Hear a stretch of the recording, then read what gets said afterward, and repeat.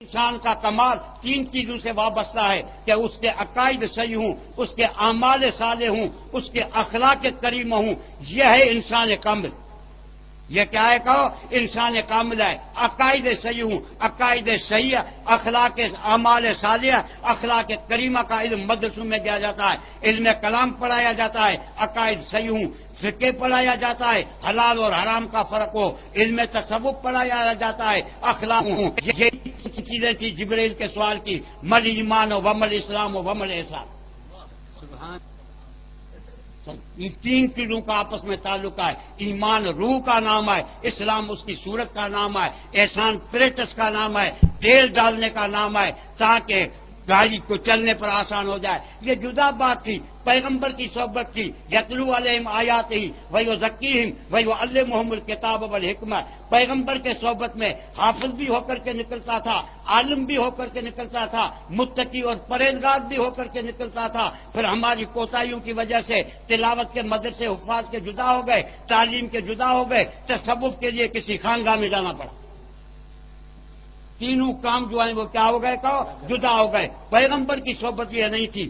تو اب کہا جاتا ہے کہ مولوی صاحب یہ علم جو ہے وہ پرانا ہے، سائنس نے ترقی کیا ہے. اس سے انکار نہیں ہے کہ سائنس نے ترقی کیا ہے. سائنس نے یہ لاؤڈ اسپیکر دیا ہے، سائنس نے برابر ٹی وی دیا ہے، سب کچھ ہم کو دیا ہے. لیکن سائنس کے ترقی کا خلاصہ انسان کو سامان دینا ہے، اور اسلام کی ترقی کا خلاصہ اس دنیا کو کامل انسان دینا ہے. بس سبحان اللہ.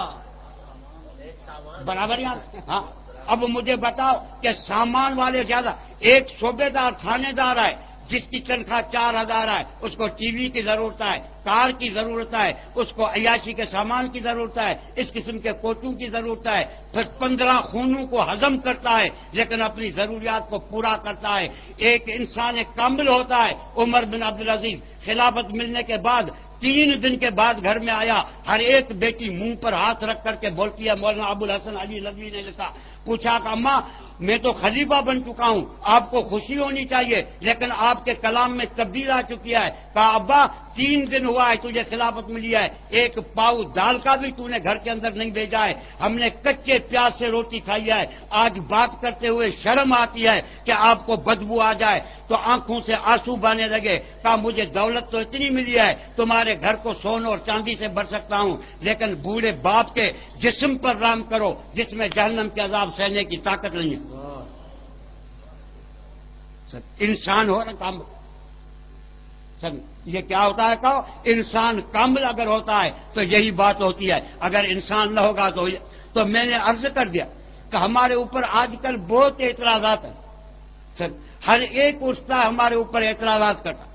ان اعتراضاتوں کی وجہ سے ہمارے لوگوں نے دینی مدارس میں تعلیموں کو چھوڑ دیا.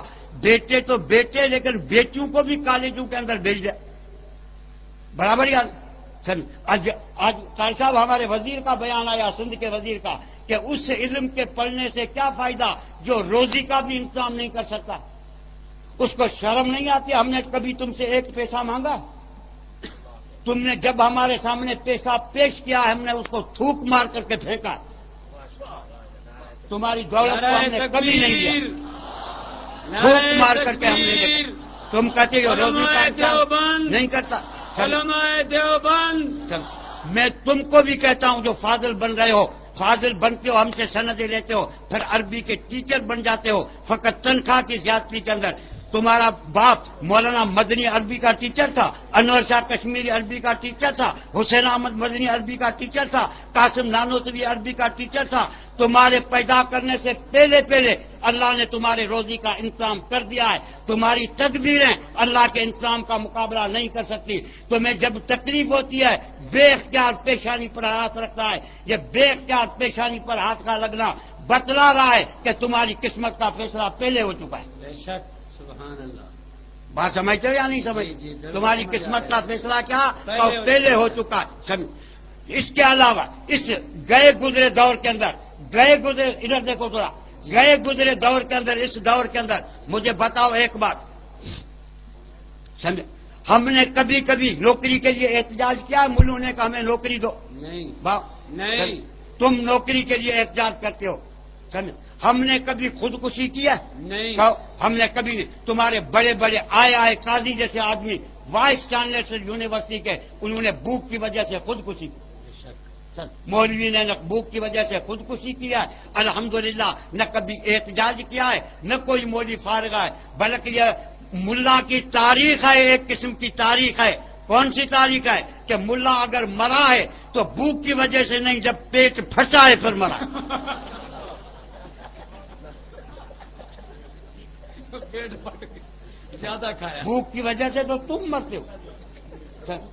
اب مجھے بتاؤ، پاکستان کو 57 برس ہو گئے، جو بھی جاتا ہے اس پر یہی مقدمہ ہے کہ اس نے ملک کی دولت کو کھایا۔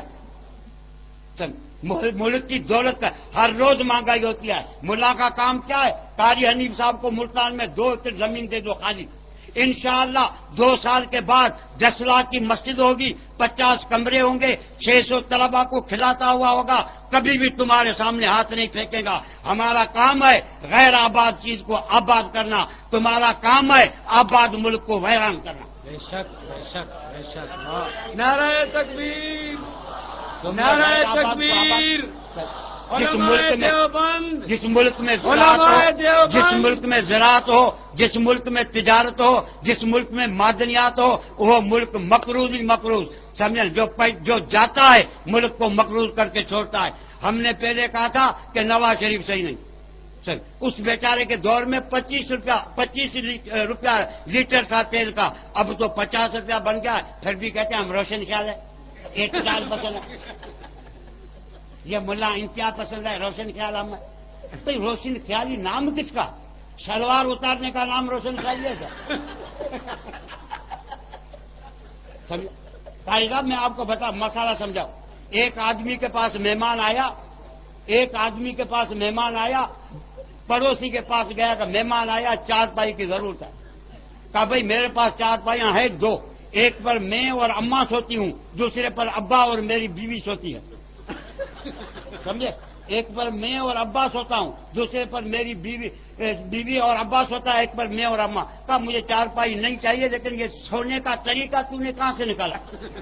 کہا روشن خیالی کا زمانہ ہے، اعتدال پسندی کا ہے، اوپر سے یہ قانون آ رہا ہے کہ اب اس طرح سویا جائے گا۔ یہ اوپر سے قانون آ رہا ہے، روشن خیالی اس کا نام۔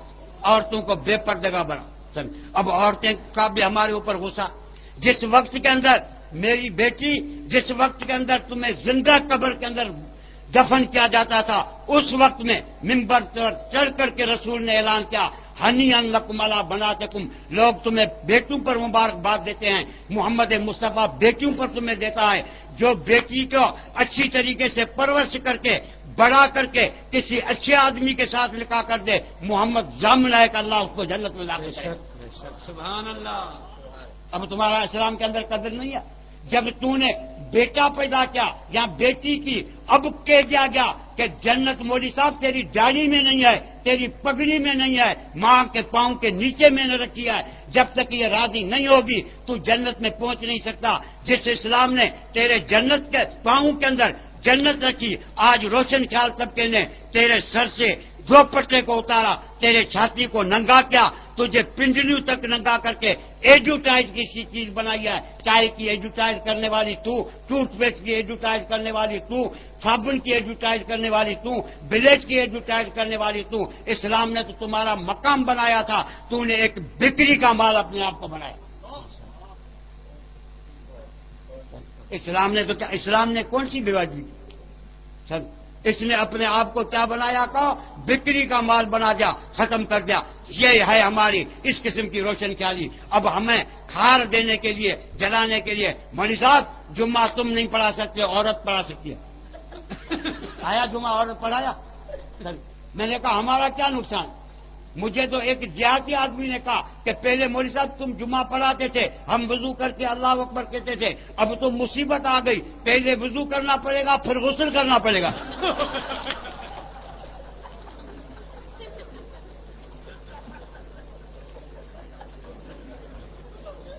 تمہاری روشن خیالی کو ہم جانتے ہیں کہ تم روشن خیال بن گئے ہو، فلان بن گئے ہو۔ ہم انتہا پسند ہیں۔ انتہا پسند کا دوسرا نام ہے دہشت گرد۔ جو ملک کے خزانے کو لوٹے وہ دہشت گرد نہیں ہے، فلانا فلانا دہشت گرد نہیں ہے۔ آج تو وزیر کا بیان تھا، تمہارے مرزا وزیر کا، ہندو مسلمان قائد اعظم نے کہا ایک ہی بات ہے، پھر مذہبی کھانے کی ضرورت کیا؟ ایک بات ہے تو یہ پاکستان بنایا کیوں بنائے؟ ہزاروں لوگوں کو کیوں مروایا؟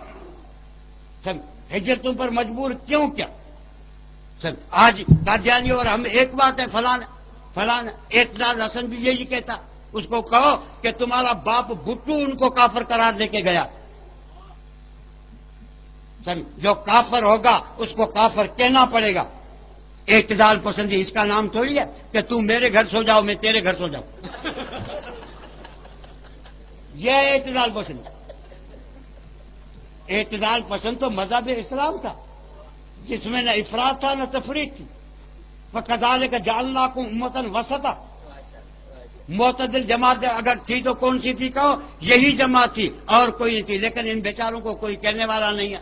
لیکن یاد رکھو جنہوں نے بھی مستی کی، اللہ کا قانون یہ ہے انسان دو چیزوں کی وجہ سے مستی کرتا ہے، یا زور کی وجہ سے یا زر کی وجہ سے۔ قارون نے فرعون نے زور کی وجہ سے کی، قارون نے زر کی وجہ سے کی۔ وَأُمْلِي لَهُمْ إِنَّ كَيْدِي مَتِينٌ، اللہ فرماتے ہیں میں ڈھیل دے دیتا ہوں لیکن میری آخری پکڑ ایسی سخت ہوتی ہے کوئی چھوڑا نہیں سکتا۔ تم کو چاہیے کہ پہلو سے عبرت حاصل کرو۔ قائد اعظم کا موت کیسے ہوا؟ لیاقت علی کو گولی لگی، آج تک اس کا قاتل معلوم نہیں ہوا۔ اب تعزیرات پر اعتراض تو حدود 10 روپے کی وجہ سے ہاتھ کاٹا، بڑا ظلم۔ پہلے بات بش نے کی، پھر انہوں نے اس کی تائید کی، کیونکہ یہ ٹیپ ریکارڈ ہے، پٹی وہ دباتا ہے بجاتے ہی ہیں۔ ان کا اپنا عقل کسی کی 10 روپے کی وجہ سے۔ اسلام کے میں مولوی صاحبان بیٹھا ہے، ہاتھ کی قیمت آدھے انسان کے برابر ہے یا نہیں ہے؟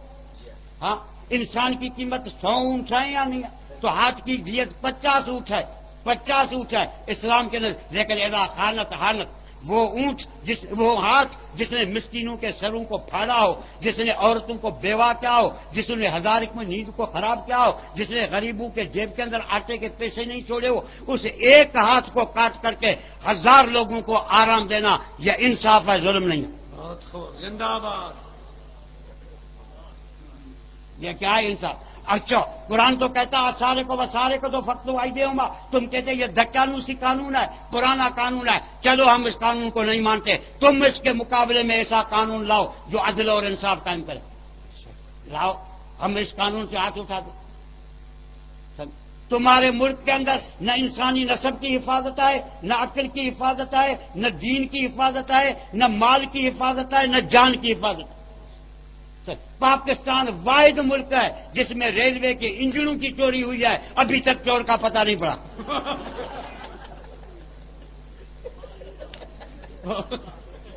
تمہیں شرم نہیں آتی اسلامی قانون پر اعتراض کرتے؟ 23 برس میں ایک عورت سے چوری ہوئی، حضرت اسامہ شفاعت کے لیے آیا، فرمایا تشفع فی حد من حدود اللہ، تو کون ہے جو اللہ کی حد میں رکاوٹ بن کر کے آیا شفاعت کرتا ہے؟ لو ان فاطمہ بنت محمد سرقت آج اللہ لقطعت یدہ، برابر یا نہیں؟ ہاں، پھر چوری ہوئی کسی نہ موبائل تھا، نہ جیل تھا، نہ ٹیلی فون تھا، زیادہ سے زیادہ کوئی جرم کرتا تھا تو مسجد نبی کے کھمبے کے ساتھ اس کو باندھا جاتا تھا، اور کیا ہوتا تھا؟ اور تو کچھ بھی نہیں ہوتا تھا۔ تم کہتے ہو پاکستان ہے جس میں گورنر کے گھر کی چوری ہوئی ہے، ڈی سی کے گھر کی ہوئی ہے، آئی جی کے گھر کی ہوئی ہے، ایس پی کے گھر کی ہوئی ہے۔ جو ایس پی اپنے گھر کی حفاظت نہیں کر سکتا وہ تمہاری بکری کی حفاظت کیسے کرے گا بتاؤ؟ ایک کانا تھا، کانا، اس کو کہا گیا کہ فلانا پیر آنکھیں دے رہا ہے، تو آیا حضرت کی درگاہ پر، تو حضرت کا خلیفہ بھی ایسا کر کے بیٹھا تھا، کانا، یہ جل گیا، بس جل گیا۔ لوگوں نے کہا کیسا آیا؟ تو آیا تھا آنکھ لینے کے لیے، لیکن حضرت کا گھر ہی خراب ہے، اب سوال کیسا کروں؟ اب تمہاری چوری ہوگی، جہاں گورنر کو کہو گے، جہاں وزیر کو کہو گے، جہاں فلان کو کہو گے، لیکن ان کی اپنا مال محفوظ نہیں ہے، تمہارا محفوظ کیسے رہ سکتا ہے؟ محفوظ رہ سکتا ہے؟ کسی قسم کا محفوظ نہیں رہ سکتا۔ اس وجہ سے میرے محترم دوستوں، طالب علموں، علم کو پڑھنے کی تو کوشش کرو. یہ میرا ٹائم تو ختم ہو چکا ہے. سمجھے؟ میں فقط ایک بات آپ کو بتانے کی کوشش کرتا ہوں کہ روزی کے تلاش میں در بدر نہ ہو. جو اللہ ایک برہمن کو منظر کے اندر روزی دیتا ہے، خدا کی قسم تم قرآن کھول کر کے مسجد میں بیٹھو گے تو میں کبھی بھی بھوکا نہیں رہتے. بے شک بے شک. قرآن کریم اللہ کے عرش عظیم کا خزانہ، جس نے اس خزانے کے باوجود اپنے آپ کو غنی اور تمنگر نہیں سمجھا، فرمایا وہ ہمارے جماعت میں سے نہیں. ہمیں تمہارے پیسوں کی کوئی لالچ نہیں ہے. ہمیں جو سکون ہے وہ سکون ان کو ہے. تم کیا کرتے ہو؟ دال روٹی کھا کر کے نہ تولیہ ہوتا نہ صابن ہوتا، داڑھی سے صاف کر کے مدرسے کی سمجھے چٹائی پرانی پر ایسے نیند کرتے ہو جو پرویز مشرف کو اپنی بیوی کے ساتھ وہ نیند نہ جاتی. خدا کی قسم ہے. جھوٹ تھوڑی ہے، لفظ تھوڑے تیز ہوں گے لیکن جھوٹ تو نہیں ہے نا، کچھ بھی نہیں ہے. اگر صدر صاحب، اب قاری صاحب نے کتنے علماء بلائے ہندوستان سے، فلان بڑے بڑے بزرگ، لیکن کوئی ہے کہ صدر صاحب کا اعلان ہو جائے کہ میں ملتان کے اندر آؤں گا. خدا کی قسم 3 دن سے ملتان کے راستے ویران ہو جائیں، گاڑیوں پر قبضہ ہو جائے، حاملہ عورتوں کے حمل گر جاتے، جو دل کے مریض ہیں وہ ہارٹ فیل ہو جاتے، لیکن راستہ کھلتا نہیں.